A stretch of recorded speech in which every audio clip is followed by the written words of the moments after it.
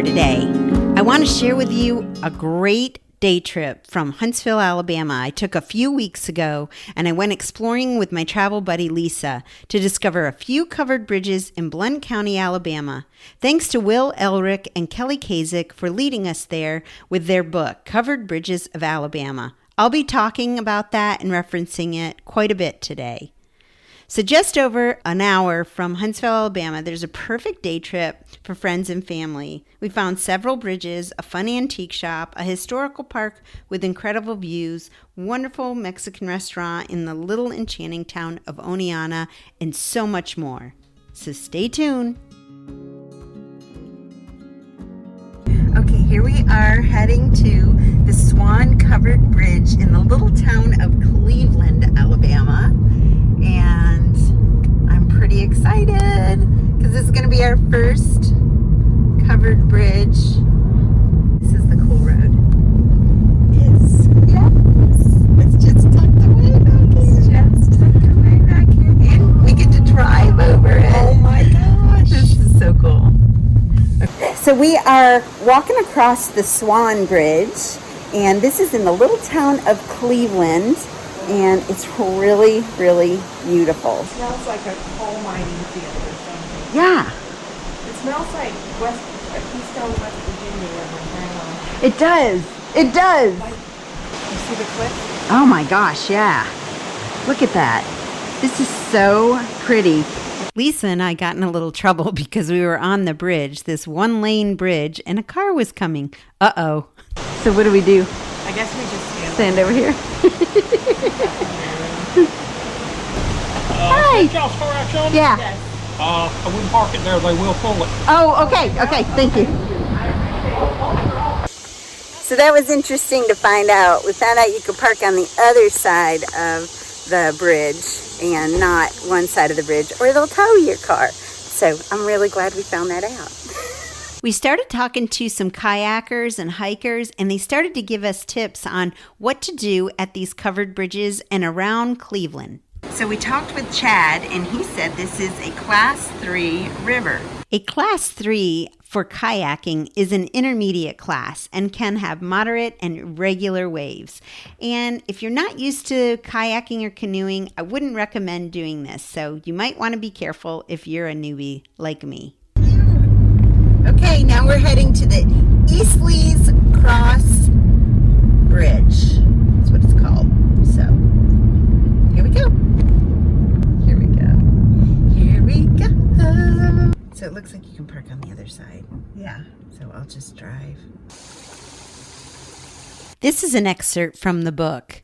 The bridges are significant in the transportation history of Alabama and Blount County as the last remaining examples of the major 19th century solution to bridging streams and rivers in the state, the covered bridge. Although by the turn of the century, metal truss bridges had replaced the wooden bridge in most parts of the state, Blount County continued to construct covered bridges until 1935. So Lisa and I are now at the Easley Bridge, and this isn't that far from the Swann Bridge. I would recommend wearing some boots because it can be a little muddy, and if you come here maybe at a time when it's had more rain, we had some last night, it would be definitely worth wearing your boots for. So this is a historical property, so you definitely want to be careful where you park and how you leave no trace behind. One of the cool things we saw was a Jeep off-roading group that was having fun for the weekend. Check out the Jeep Brigade. You gotta have four-wheel Jeep. Rusty's off-roading. Oh, that's so cool. Can you drive across this one? Only one vehicle per car. Okay. So it looks like you can. You can. Okay. So maybe we can't Park on this side. park on this side, but park on the other. So at each park, we discovered there was a right and a wrong place to park. Look for the historic bridge sign. This will be near the parking lot or safe pull-off. Here we are at the Horton Mill Covered Bridge. Bridge number 3.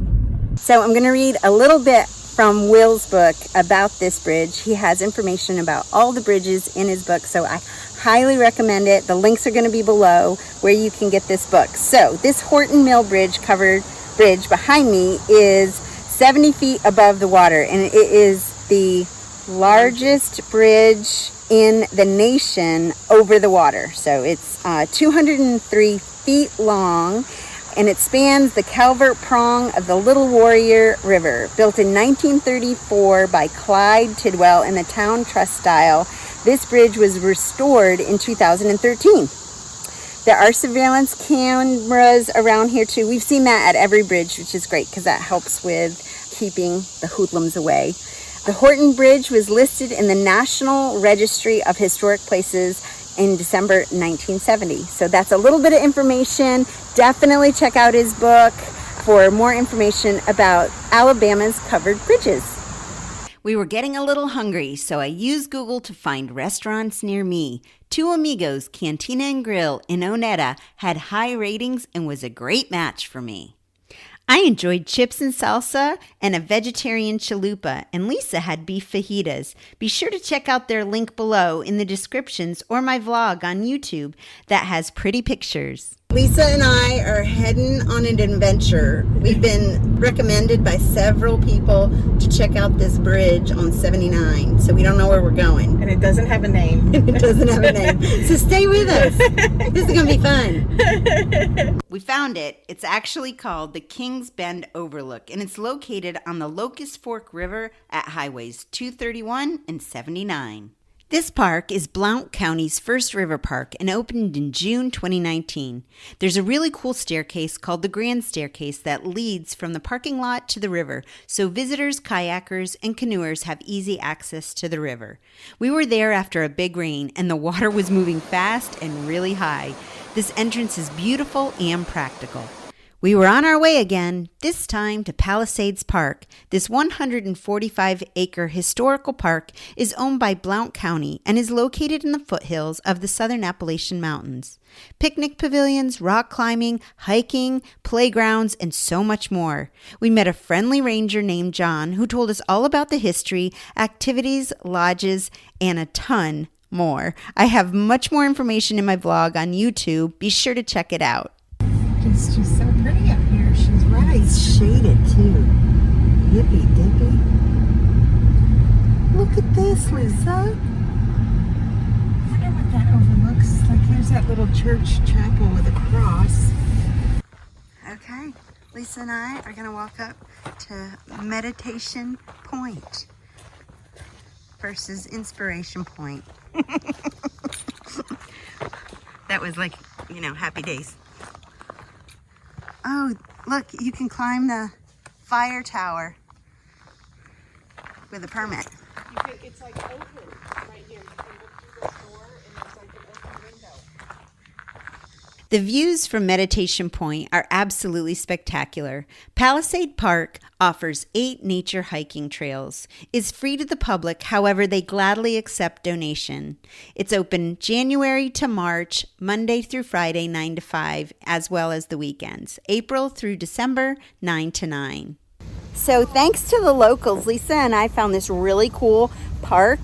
It is a public park. It's open for free. We've seen there's a couple of historical buildings here from cabins and a wonderful playground for kids to play around with. And now we're heading down to the historical church. And picnic tables. Look at that. Yay! So Ranger John told us we needed to visit the town of Oneida, or Oneana. Being from New York, I think it's Oneana. They have this really cool mural in town that says, "Welcome to Oneana, a great place no matter how you pronounce it." This adorable town has a really cool Paint the Town mural initiative going on and have 15 painted throughout the community. You can check them out more in the links below and follow them on Facebook. Thanks so much for joining me here today. I hope you enjoyed our day trip to Blount County. It was indeed a full day. I've included our itinerary in the description below, as well as all the links. Till the next adventure, travel safe and stay healthy. I have much more content on my website, travelwithwendy.net, and you can also support this channel by becoming a Patreon patron. The links are below. Remember, it's always an adventure when you travel with Wendy.